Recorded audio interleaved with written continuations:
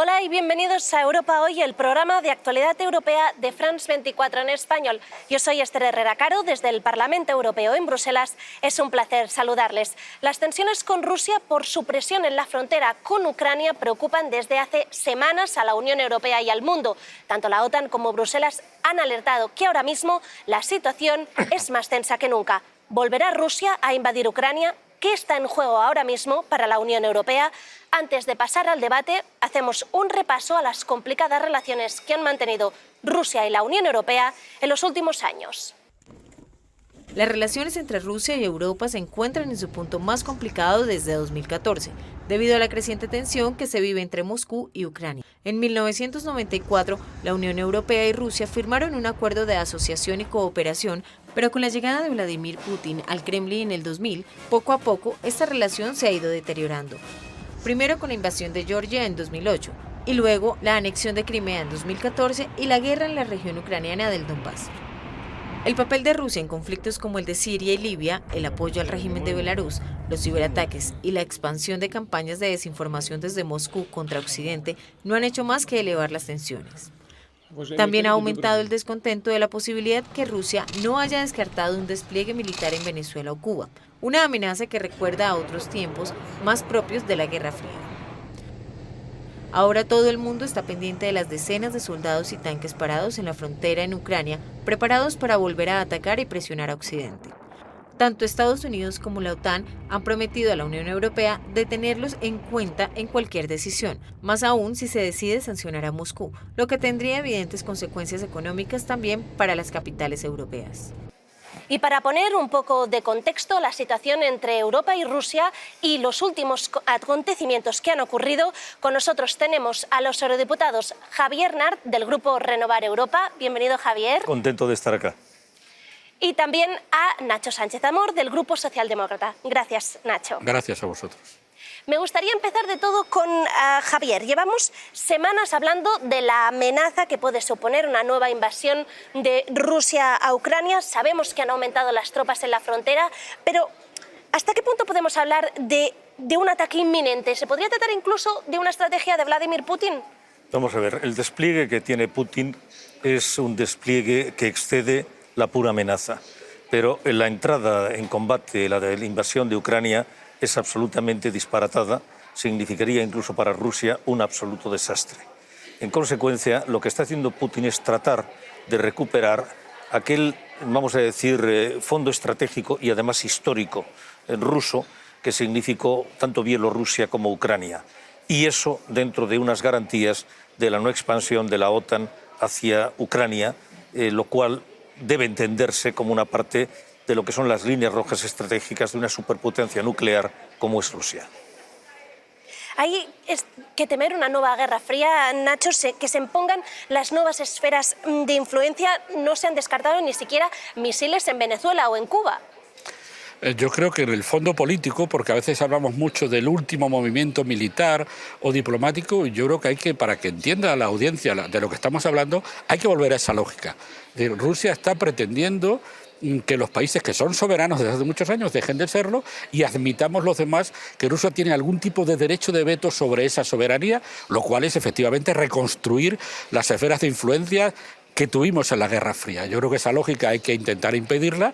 Rusia es firmante de los acuerdos de Helsinki, Rusia es firmante de los acuerdos que le garantizan a todos los países su derecho a decidir sus alianzas militares y de seguridad, y lo que hay que hacer es respetar ese derecho en cualquier caso, tanto en Rusia como en Ucrania. Déjame decirte una cosa al respecto. Rusia económicamente tiene el PIB de España. Tenemos que comprender que cualquier esfuerzo militar significa un esfuerzo económico.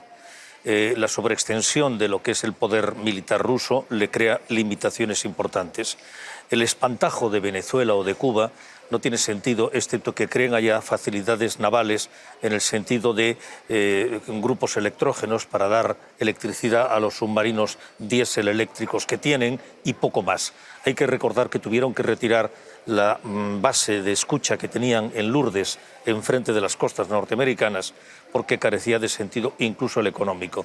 Hay aquí un planteamiento un poco de juego de póker. El problema del juego de póker es que estamos hablando de superpotencias y carros de combate en la frontera. Justamente estamos hablando de estas esferas de influencia, pero ¿qué ocurre si realmente Rusia acaba invadiendo Ucrania? Puede tener también graves implicaciones para la Unión Europea. Se están hablando de duras sanciones. ¿Está preparada Europa en plena recuperación económica de las graves implicaciones que esto puede tener? Es una pregunta que me gustaría tener para los dos. Nacho. Tenemos que estarlo. Esta es una prueba más de que estamos dejando la adolescencia diplomática y entramos en la edad adulta, lo cual supone, desde luego, manejarse ya no solo con soft power, sino tener recursos de los que Borrell llamaba aprender el lenguaje del poder. Yo creo que desde este punto de vista de las posibles repercusiones de la acción rusa, es bueno que vayamos de la mano de Estados Unidos y del resto del mundo occidental. Las democracias occidentales están sufriendo una grave erosión por regímenes iliberales y este tipo de esferas de influencia de las que hablábamos, y yo creo que este es un buen momento, ojalá nunca llegue, para demostrar que estamos preparados y que hemos aprendido algo al menos de esa gramática y de ese lenguaje del poder. Yo creo que si Rusia invade Ucrania, y hay que hablar de qué tipo de invasión, no es igual entrar con muchas fuerzas que entrar por la zona ahora secesionista con algunas unidades, pero en cualquier caso el mensaje político está mandado y creo que hay que reiterarlo desde el Parlamento Europeo. Las consecuencias para Rusia serán gravísimas y masivas. Nacho tiene razón, pero hay una cuestión que es importante, la capacidad de sufrimiento. Europa ha sido definida por Rusia, y lamentablemente estoy de acuerdo, como un supermercado global. La capacidad de sufrimiento, de aceptar el sufrimiento que tiene Europa, no tiene nada que ver con el de Rusia, donde los rusos están acostumbrados a apretarse el cinturón y más en condiciones, vamos a decir, de orgullo nacional humillado por la pérdida de territorios históricos que son parte de Rusia. Rusia no se entiende sin Ucrania, Rusia nace en la Rus de Kiev, esto es la realidad, y en consecuencia es algo que hay que entender. El problema no es el impacto, el problema es la capacidad de soportar el impacto. En el tema del gas, que es donde hay un tema esencial, España juega un rol fundamental, porque España es el país que tiene la mejor y mayor concentración de puertos con capacidad de desembarco gasístico y de almacenaje. Esto es otra cuestión importante. Yo, cuando contemplo un fenómeno militar, no me quedo en la albaraca o en la laraca de carros de combate, ruidos, soldados, cascos y kalashnikovs. Veo la logística y veo la economía. Sin logística y sin economía no hay capacidad. Y lo que ha dicho Nacho, yo estoy de acuerdo. Posiblemente si hay alguna acción militar rusa para calentar el tema y decir, ojo, eso será a través de Donetsk y Luhansk, donde no serán los rusos siendo los rusos.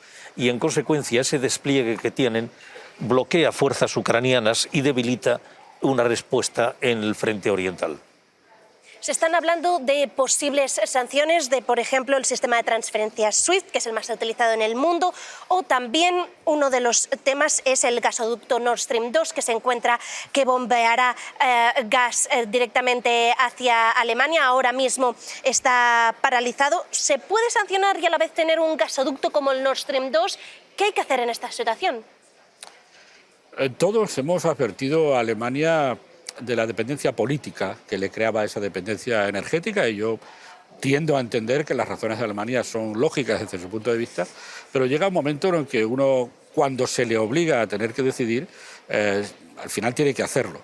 Y yo creo que esas llamadas a la no dependencia que hemos hecho frecuentemente desde Bruselas, los socios, las instituciones europeas, al final muestran que, como ha pasado recientemente en Kazajistán, Rusia no ofrece ventajas económicas sin que eso se lleve una agenda política detrás, y eso tiene un coste para la Unión Europea y para Alemania. Alemania, en contra de lo que se está diciendo, hoy lo comentábamos con un colega, no ha abandonado la unión o la unidad que tenemos la Unión Europea frente a la amenaza rusa, pero es verdad que es su lógica política, el propio hecho de que la mitad del país fue otro país no hace tanto tiempo en la órbita soviética, condiciona la respuesta alemana. Pero yo no quiero dibujar a Alemania como alguien que está fuera del consenso. Alemania está dentro del consenso de la Unión Europea frente a la amenaza rusa. Es verdad que cada uno aquí tiene sus peculiaridades. Bueno, Rusia ha tenido un incremento importante de divisas como consecuencia del incremento de los precios del gas. La dependencia energética que planteaba Nacho, en la que estoy absolutamente de acuerdo, la dependencia energética significa una dependencia estratégica, y en consecuencia creo que Alemania debe entender que debe diversificar sus fuentes de suministro de energía. El problema es que la alternativa, que básicamente es Qatar, es de muy difícil conclusión, porque Qatar tiene unos contratos muy importantes que colapsan la mayor parte de su petróleo hacia China. Eso crea un problema.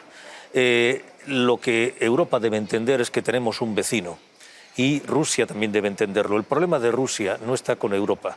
El problema estratégico de Rusia se llama Siberia, donde el vacío demográfico y económico está amenazado directamente por un lleno demográfico y económico chino. Yo recuerdo que hace unos pocos días el ministro de Defensa ruso dijo con mucho sentido que Rusia debería crear ciudades de millones de habitantes en toda la frontera con China. Eso es una definición estratégica. El problema es que yo creo que Occidente no ha tenido la sensibilidad para entender las necesidades estratégicas de Rusia sin que ello signifique una disminución de las nuestras. Y Rusia las tiene. Yo lo que diría, y concluyo, sobre el tema de la entrada de Georgia y de Ucrania en la OTAN es que no hace falta dar ninguna garantía. La OTAN jamás podrá admitir a Ucrania y a Georgia, porque si las admite, lo primero que tiene que hacer es declarar la guerra a Rusia, ya que Crimea está invadida por Rusia y, en aplicación del Tratado de Defensa Automática de cualquier nación de la Unión de la NATO que esté amenazada o atacada por otro país, deberíamos entrar tanto en Georgia como en Ucrania. En consecuencia, yo creo que Putin ha sobreactuado, que es prisionero de sus palabras y que tampoco Occidente ha tenido la sensibilidad de entender la sensibilidad de los otros, como entendemos las nuestras, pero siempre hay que ponerse en la silla de la otra parte para entender cuáles son los límites. El jefe de la diplomacia europea, ya para acabar, Josep Borrell, asegura que lo que pretende Rusia es dividir a la Unión Europea, negociando directamente con Washington y con la OTAN. ¿Moscú está consiguiendo su objetivo? No, yo no lo creo. Aparentemente todas las líneas de discurso, de declaraciones, Estados Unidos, OTAN, Unión Europea, están exactamente en la misma línea. No veo esa división. Otra cosa es que Rusia siempre ha intentado eso. No es ninguna novedad y siempre que la Unión Europea se convierte en un actor internacional, el rival lo que pretende es explorar las posibles divisiones en un bloque que no es un Estado. Y ellos juegan a considerar que no siendo un Estado la Unión Europea es fácil de dividir, y hay muchos aspectos en los que esto no ha sido así. El Brexit, entre otros, también se esperaba una división de los socios, no fue así, y yo creo que Rusia está esperando eso en vano. Yo no veo, sinceramente, aunque puede haber matices, lógicamente, no veo una diferencia en el discurso político entre Estados Unidos, la NATO y la Unión Europea. Muchísimas gracias, esto ha sido todo por hoy. Muchísimas gracias por este interesante debate, Nacho, Javier, y a ustedes les esperamos en el próximo programa de Europa Hoy. Gracias por ver France 24 en español.